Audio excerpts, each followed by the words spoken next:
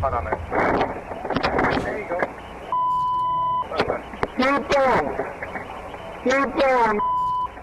You're looking at exclusive video from inside a Shreveport police car. Suspect handcuffed in the back seat takes a couple of violent blows to the head from a Shreveport police officer. Now, just days ago, that officer was fired. Tonight, by examining numerous camera angles of this heavily scrutinized arrest, we get expert input from former Shreveport Police Chief Jim Roberts. And you can decide for yourself as well, did the officer deserve to lose his job? Our investigation began over 3 months ago. The concern, did the officer in this video, Corporal Kendrick Vills, cross the line during this July 2016 arrest? Vills was never charged by prosecutors, but he was put on leave and months later eventually fired. Tonight in a KSLA News 12 investigation, we questioned the use of force, but also the manner into how the investigation was handled, from accusations of retaliation charges against the man arrested to a last-minute cash settlement by the city prohibiting him from talking to me on camera.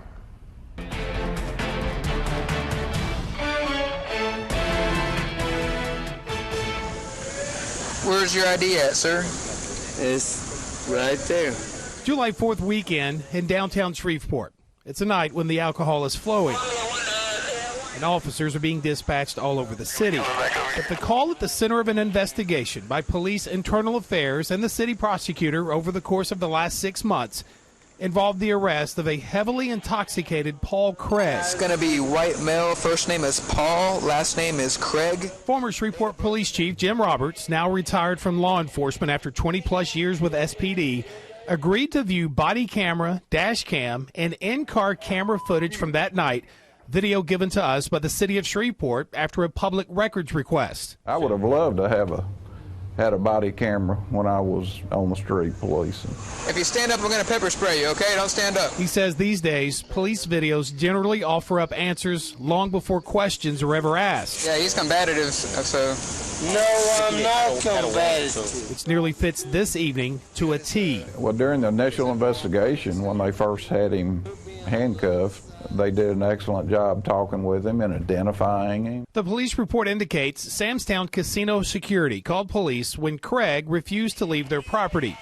After he was put in cuffs, you got a warrant, man. Police realized Craig had a warrant for theft. I did not. Let's go ahead and stand up, man. You ready? On three. Clearly, Craig's gamble to hit a casino with an active warrant didn't quite pay off. My. And he tells me between the alcohol and his frustration, I ain't never said. He knows his mouth got the best of him that night. My. 63.3. Vulgarity and repeated uses of the N-word can certainly be button pressers for officers. They did an excellent job getting him into the car. Roberts notes the officers didn't allow Craig's abusive language to elevate the situation. However, shortly after Corporal Kendrick Vills opened the back door and warned Craig to stop spitting, that's when Corporal Vills can be seen delivering repeated blows with his foot, at least 2 of those kicks striking Craig in the head. One sent him flying across the back seat. A little poor judgment moving the arrested person from one side of the car to the other. 2 months after the incident, during an internal investigation, Corporal Vills, now on administrative leave, reported he was just trying to move Craig to the other side of the car, behind the plexiglass, so he couldn't spit on them anymore. He told the police investigator his foot slipped, striking Craig in the face. However, in his initial narrative report from the night of the arrest, Vills made no mention of kicking the suspect, nor did he report this: getting back out and walking around to the other side of the police car and macing Craig directly in his face. And as you see in Officer Eric Alvarez's body cam, Alvarez begins coughing and gets out for fresh air. I didn't realize you sprayed. Oh, you did? Initially unaware his partner, Vills, had pepper sprayed Craig. Alvarez did list the use of pepper spray in his report. Was it necessary to mace him, double handcuffed in the back seat of that squad car? Once he was behind the driver and the plexiglass, that's questionable. The former police chief points out officers should be carrying spit guards, an easy fix for spitters, a mesh-like mask slipped over a suspect's head. If they had a spit mask They shouldn't have had to mace him. Do you see anything in there that you feel like an officer should get fired over? It depends on a lot of things. It depends on the history of the officer. And only the officer's private personnel file detailing Bill's 8+ years on the force could offer those answers. As for the incident itself, the case was forwarded to the Shreveport City Prosecutor's Office, but they declined to file charges. So you're probably asking, all right, what about some answers from the suspect in this case, Paul Craig?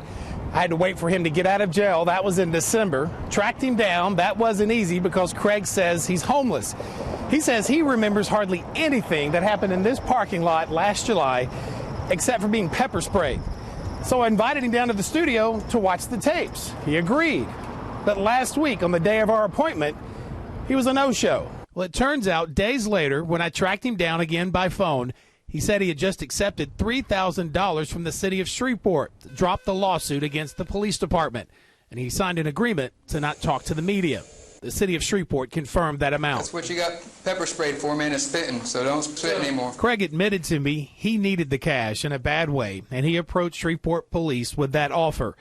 And the same week Craig settled out of court, it was announced Corporal Kendrick Vills had been terminated. Craig says all this started just days after he pled guilty to the charges stemming from that July incident, namely resisting arrest.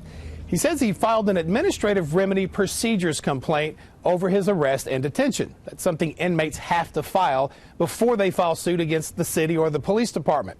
He says just days after he did that, he was pulled from his jail cell, rearrested, and then charged with intimidating a police officer. That's why I'm going to kill the police. I tracked down one of Craig's public defenders, and he explained to me over the phone when investigators were notified of Craig's complaint, they then reviewed the arrest tape. I'm gonna kill 15 police. You wouldn't be the first to try. And ironically, that was when Craig was hit with intimidating an officer, a charge he claims was pure retaliation. You don't know who the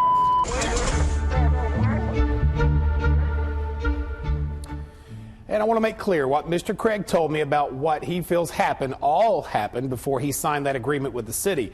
For nearly 2 months, I emailed the Shreveport Police Public Information Office requesting interviews and more information on a timeline of events. My emails went unanswered. I also left a message for Corporal Vills' attorney, but never got a return call. Then last week, as we said, Craig said he was paid $3,000 and Corporal Vills was suddenly fired. Vills has appealed. He goes before the Civil Service Board to fight for his job back in about 3 weeks.